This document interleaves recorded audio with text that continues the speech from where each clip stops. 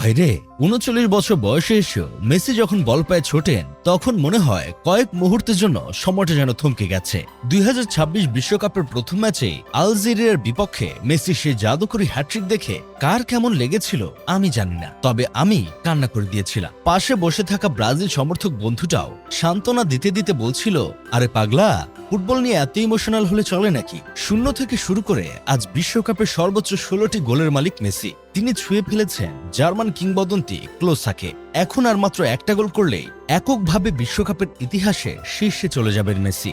Messi শূন্য থেকে একদম চূড়ায় ওঠার এই অসাধারণ যাত্রার প্রতিটা গোল আমরা নিজের চোখে লাইভ দেখার সুযোগ পেয়েছি। ফুটবল প্রেমীদের জন্য এর চেয়ে বড় সৌভাগ্য আর কি বা হতে পারে। এমবাপ্পে আজ ২ গোল দিল, পরের ম্যাচে হল্যান্ড দিল ২ গোল। খুব ভয় ছিলাম আজকের ম্যাচে মেসি যদি কোনো গোল করতে না পারে কিংবা আর্জেন্টিনা খেলা হারে, তাহলে পোলাপান আমাকে 3 পিস পরিয়ে চৌরাস্তা মোড়ে নাচাবে আর হাততালি দিয়ে টাকা তুলবে।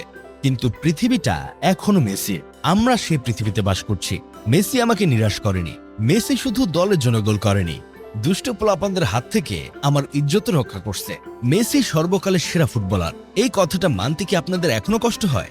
যদি কষ্ট হয় তাহলে নিয়মিত হাঁকবেন, কারণ গু তো মাথায় উঠে গেছে।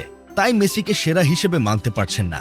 মেসিকে ট্রল করার জন্য যারা সকাল সকাল ঘুম থেকে উঠেছিলেন তারা দয়া করে নিজের কদম জোড়ায় চাপ দিয়ে আবার ঘুমিয়ে যান, কারণ ট্রল করার কোনো সুযোগই মেসি রাখেনি। আর যারা আর্জেন্টিনাকে পেলান্টিনা বলে উপাধি দিয়েছিলেন তারা দয়া করে নিজের স্পর্শকাতর জায়গায় তেল মালিশ করে উপর হয়ে শুয়ে অপেক্ষা করুন। বাঁশবাগানের সবচেয়ে মোটা আইকলা বাঁশটা আপনাদের উপহার দেওয়া হবে।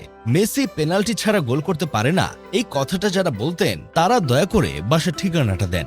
রাস্তায় উষ্টা খেয়ে আপনার ব্রেইন খুলে পড়ে গিয়েছিল, আমি সেটা কুড়িয়ে পেয়েছি। আপনার জিনিস আপনাকে ফেরত দিতে চাই। ফুটবল প্রেমীরা মনে করে অষ্টাদশী রমণীর ঠোঁটে চুমু দেওয়ার চেয়ে মেসির এক একটা গোল দেখা আরো বেশি তৃপ্তিদায়ক। বিশ্বাস না হলে পাশের বাসার এঞ্জেল সাদিয়া ঠোঁটে একটা চুমা দেন, তারপর মেসির একটা গোল দেখেন, দেখবেন চুমা দেওয়ার থেকে গোল দেখার মধ্যে বেশি তৃপ্তি পাচ্ছেন। জানি এখন অনেকেই বলবে আমাদের পাশের বাসায় এঞ্জেল সাদিয়া থাকে না, আমরা তাহলে কি করব? তোদের ভাই কিছু করতে হবে না, তোরা আজীবন সিঙ্গেলই থাকবি। আপনি যে দলের সাপোর্টারই হন না কেন কিংবা যে প্লেয়ারের ভক্ত হন না কেন, যদি ফুটবল বুঝেন তাহলে আপনি মেসিকে ভালোবাসতে বাধ্য।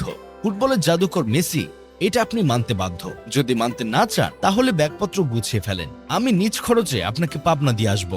পাগল ছাগল লোকালয়ে ঘোরাঘুরি করা বিপজ্জনক, এতে জনসাধারণের ক্ষতি হতে পারে।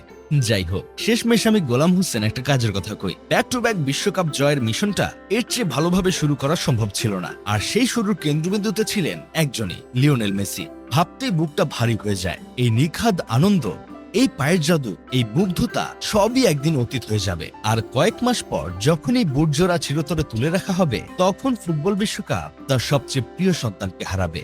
আর্জেন্টিনা খেলবে অথচ মেসি খেলবে না। 10 নম্বর জার্সি গায়ে মেসির বদলে অন্য কেউ মাঠে দৌড়াবে, এমনটা ভাবতে গেলেও চোখে জল এসে যায়।